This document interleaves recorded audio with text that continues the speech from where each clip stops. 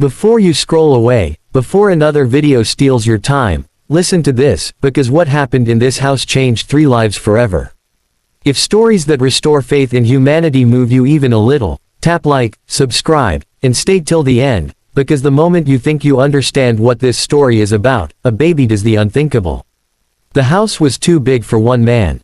Every room echoed with silence, not the peaceful kind, but the heavy silence that presses against your chest. Arthur Hale sat alone at the long dining table, silverware neatly placed, a warm meal growing cold in front of him.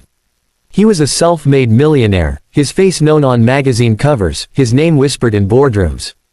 But none of that mattered here. In this house, success meant nothing. Arthur was deaf, completely and permanently, ever since an accident years ago took not only his hearing but his family too. His wife had left soon after, unable to live in a world without shared words. The house became a monument to loss, clean, perfect, and painfully quiet. Every evening followed the same routine. Arthur cooked, set the table for one, and ate while staring at the far wall where family photos once hung. He didn't turn on the television. Silence was already loud enough. His staff came and went quietly, trained not to startle him, trained not to pity him. Except for one person. Maria, the cleaning lady, arrived every afternoon.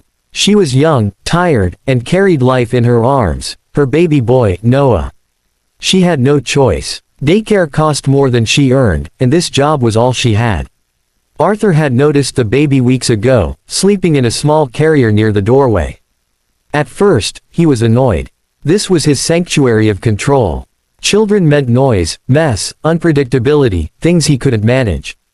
But Maria signed apologetically, explaining she would keep Noah quiet. Arthur reluctantly agreed, waving it off with a stiff nod. What Arthur didn't expect was how the baby changed the house. Noah didn't cry much. Instead, he watched. His dark eyes followed Arthur wherever he went, studying him with a curiosity far too deep for a child so small. While Maria cleaned, Noah crawled across the polished floors, patting the walls, the table legs, the grand piano that had never been played since Arthur lost his hearing. Arthur would catch him in his peripheral vision and feel something. Not irritation, not anger, something softer, something he hadn't felt in years. One evening, Maria stayed late. Arthur had invited her to eat, something he had never done before. He motioned for her to sit at the far end of the table, awkward and unsure. Noah sat in a high chair Maria had brought from home. The 3 of them shared the meal in silence, but it wasn't empty. It was full of glances, small smiles, and gentle movements. Then it happened. As Arthur lifted his fork, Noah suddenly leaned forward, locked eyes with him, and clapped his hands. Not randomly, not playfully. He clapped slowly, deliberately, then stopped. Arthur froze. Babies didn't do that. Not like this. Noah tilted his head, studying Arthur's reaction, then opened his mouth and laughed silently, no sound, just breath and joy. Arthur's chest tightened. He signed a simple greeting without thinking. Hello. Noah's smile widened. The baby raised his tiny hands, and copied him. It was clumsy, incoordinated, but it was unmistakable. Maria gasped, covering her mouth. Arthur dropped his fork. Noah was signing back. The room spun. Arthur stood so fast his chair fell behind him. He knelt in front of the high chair, hands trembling. He signed again. Hello. Noah repeated it, laughing. Tears filled Arthur's eyes. No one had spoken his language in this house for years. Not like this. Not without obligation. Not without pity. That night, Arthur didn't sleep.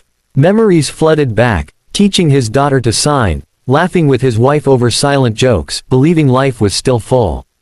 He had buried those memories deep, locking them away with the piano and the photographs.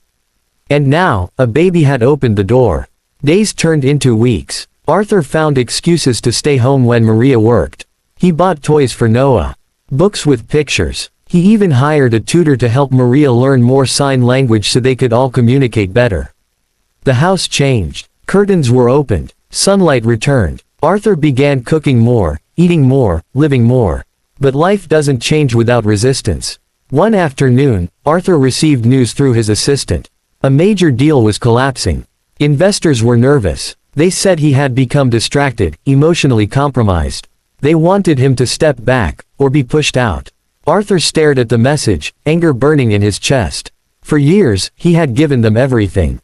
And now, when he finally felt alive again, they wanted to take it away. That evening, Maria noticed his pain. She hesitated, then shared her own fear. Her landlord was raising rent. She might lose her apartment. She might lose everything. The house fell quiet again, but this time, it was shared silence. Arthur looked at Noah, who was sitting on the floor, stacking blocks. The baby looked up and reached out, placing his small hand against Arthur's chest, feeling his heartbeat.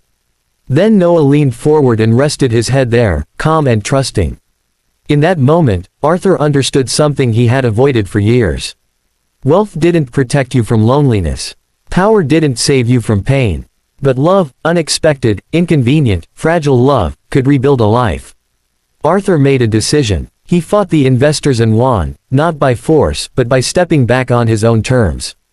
He restructured his company, empowering others, freeing himself. He offered Maria and Noah a place to stay in the guest wing, no rent, no obligation. Just family. Maria cried harder than she ever had. She hadn't been seen in years. Not really. And now, someone saw her. Months later, the house no longer felt empty. Laughter, silent but real, filled the rooms.